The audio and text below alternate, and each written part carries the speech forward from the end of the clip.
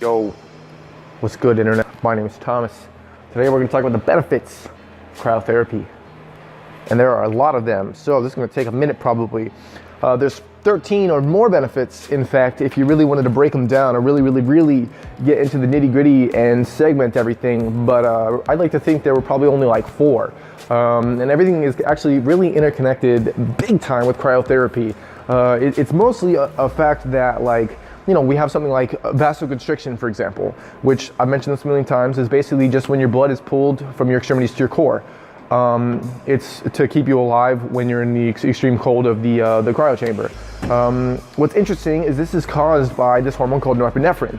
And norepinephrine also has like all these other things that causes. Like, for example, it sends a signal to this thing called UCP1, which basically uncouples the positive and negative charge in mitochondria, right? Maybe that doesn't make sense because you haven't seen the other videos, but what I'm trying to say is that it's a chain reaction in the body, and you can't really have just one thing without, another.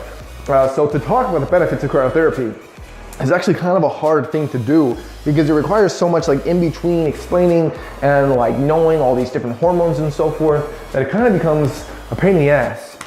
So I'm gonna do my best to break down every single possible benefit with you guys today, like in order of what I believe for the most part is gonna be the most important. That's not entirely true actually. Some of them are gonna be kind of random, but jumping right into it, number 1 is gonna be inflammation.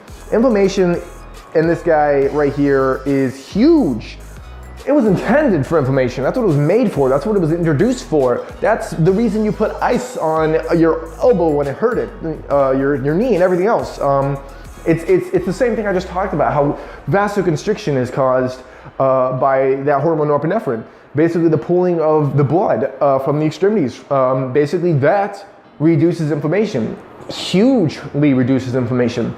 I have seen myself with my own eyes insane differences. I wish I had before and after videos and pictures and stuff like that, but it's kind of just, it's awkward asking people for that kind of stuff, especially because this is, it wouldn't help someone. It's a medical thing first, but significant differences in the area of inflammation.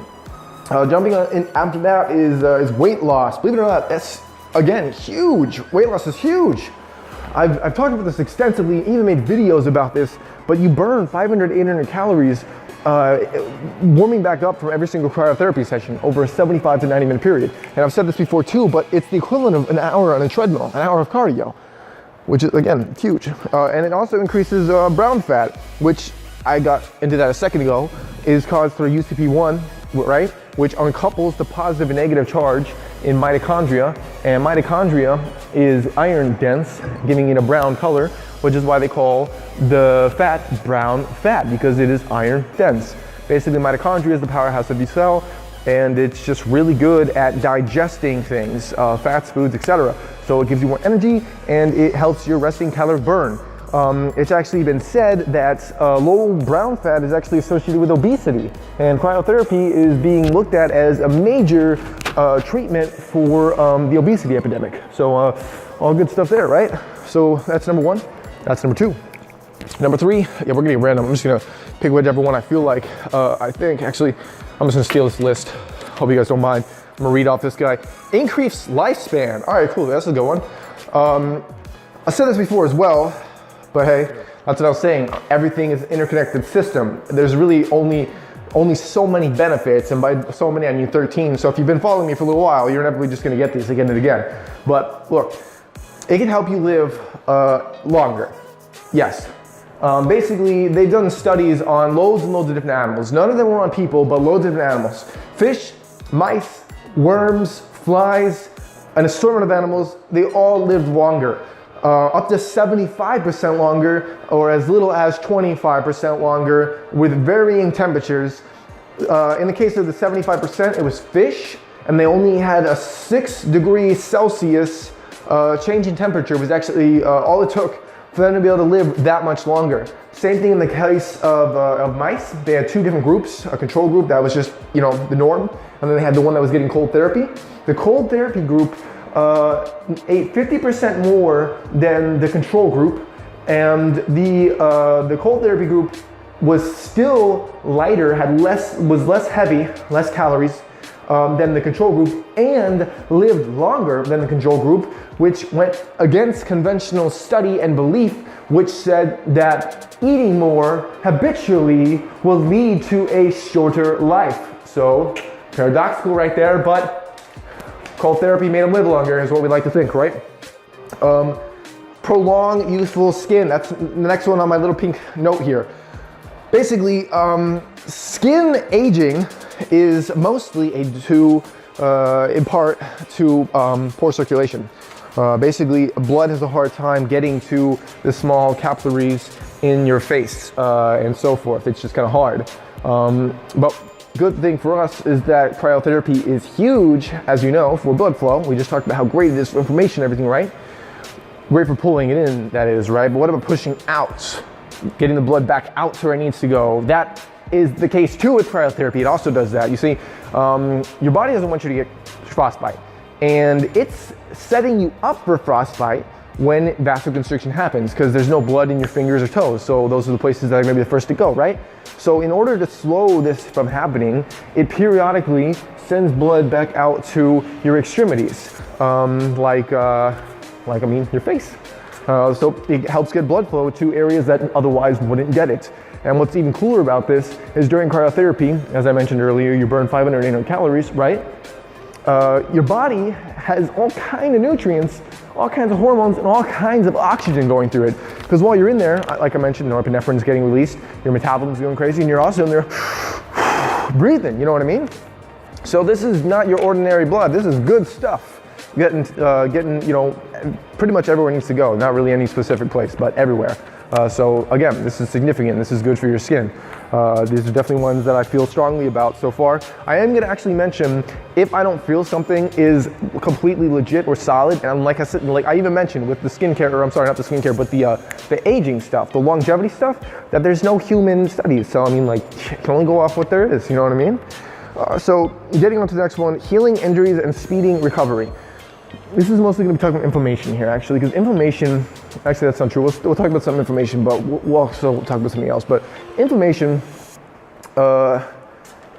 is good in small amounts, bad in large amounts. Large amounts, a couple different things are bad. First off, excessive swelling in an area, joint, wherever, can actually cause joints and other things like that to actually explode from too much, just too much stuff in them, too much chemicals, too much blood, etc., etc. And in addition to that, white blood cells will also release a kind of chemical that's almost like a bleach or a hydrogen peroxide. And as you can imagine, that sitting in your body for long periods of time is bad. It's going to erode you away. So it removes that, and it's going to vasoconstriction in cryotherapy removes that, and also removes the chance and the risk of huge inflammation through vasoconstriction. And let's see, pain relief is, okay, that's later. Okay, so that's gonna be how it helps with reducing inflammation, and that's how, at the same time, that aids in the recovery process. But in addition to that, it also, like we just talked about, sends blood out everywhere, right? It's the same thing. If you have a hurt elbow, after we get rid of the inflammation, it's gonna push everything that needs to go through that same area. That rich, nutrient-rich, oxygen-rich, hormone-rich blood is gonna go everywhere it needs to, including, the injured area, which is why we also have you jump on the bike after you've got out of the chamber, so you can get warmed up and you can get your blood flowing to those areas that need it. Right? Does that make sense? Hopefully. All right.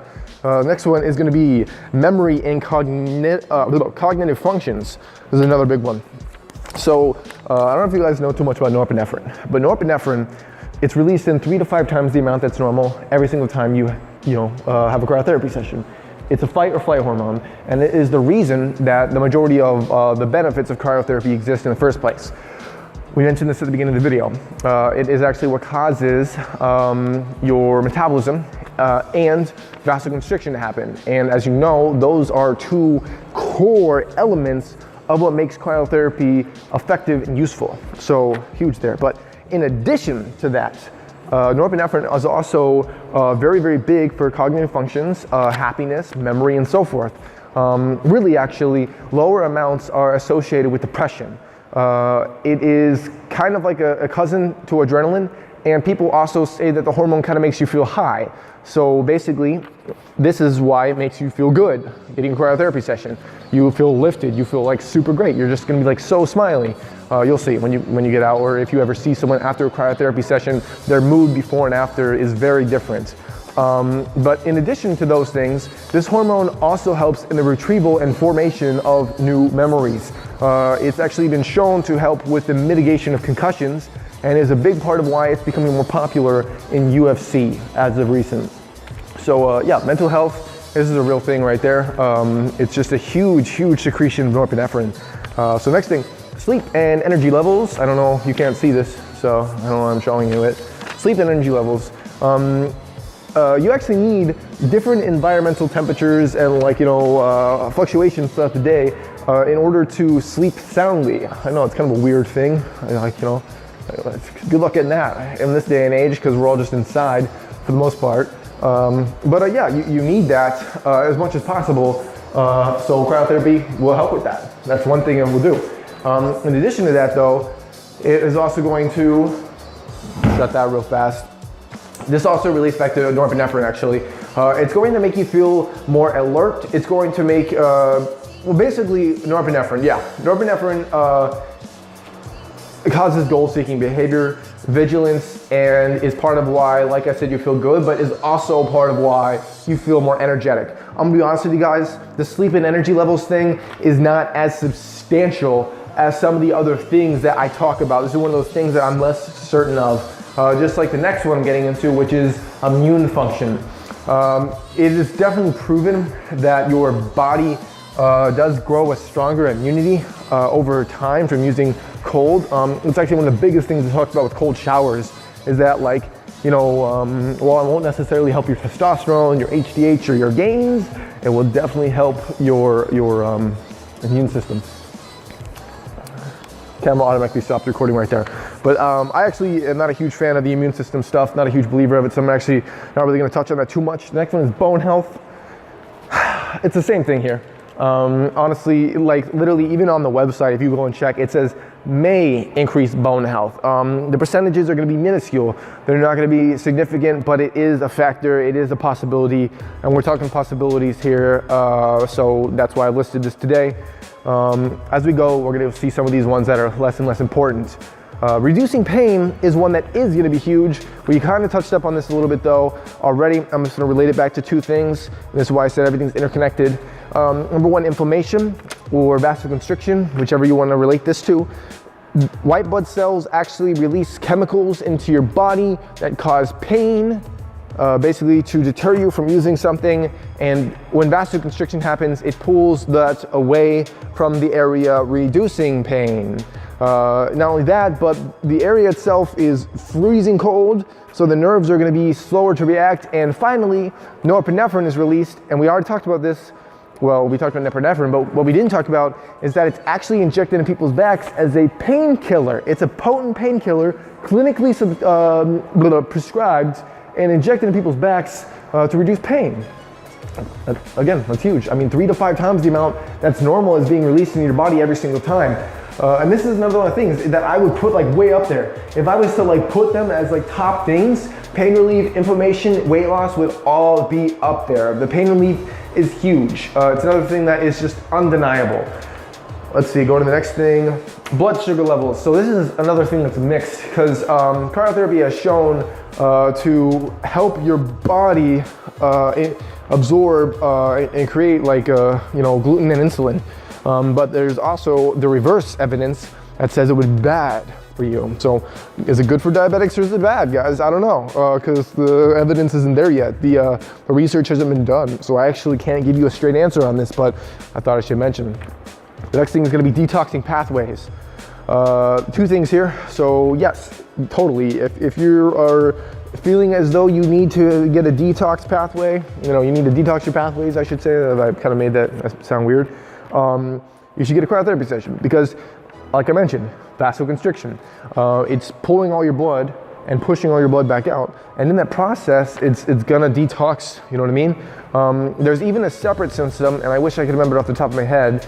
I believe it has something to do with your muscles, that the only time blood gets pumped through them is when you either work out, forcing, like, you know, the contractions of the body, which you couldn't even see. I was doing little curls off the camera, but causing contractions that force the blood to move. But the other way to get the same benefit of the contractions and so forth is to do a cryotherapy session. So yes, good stuff there. And finally, the last thing on my list I'm going to talk about today is going to be your nervous system. So cryotherapy is considered almost like a workout for your nervous system. Wim Hoffman even found out that you could actually control your autonomous nervous system, meaning like your heart. I believe he's able to actually control his heart and some other interesting things just because of his prolonged exposure and experience with cold therapy. Literally, like I said, it's just a workout for your nervous system. Yeah. That's everything that I could possibly come up with that would be useful to any person that would want to do cryotherapy. Everything, for the most part, as you can see while I was talking about this today, is an interconnected system. For the most part, everything works off everything else. Detoxing pathways is a result of vasoconstriction. Pain relief is a result of vasoconstriction and norepinephrine. Weight loss is the result of norepinephrine, doing what it does with the metabolism and the brown fat and the mitochondria and so on, so forth. So you will potentially get every single one of these benefits every single time you get a cryotherapy session. So if you haven't tried it, you should. Anyway, if you enjoyed this video, please drop a like. If you're feeling generous especially, drop a like. Comment if you have any questions. We will definitely answer any you have. And please subscribe, because we're gonna be coming out with more videos. The goal is every single day, but sometimes that just doesn't happen because there's no internet in this place, believe it or not. So I gotta record here and render and edit and upload at another location. But yeah, hope you enjoyed this video. Check out the description for more information. And until next time, take care. Peace.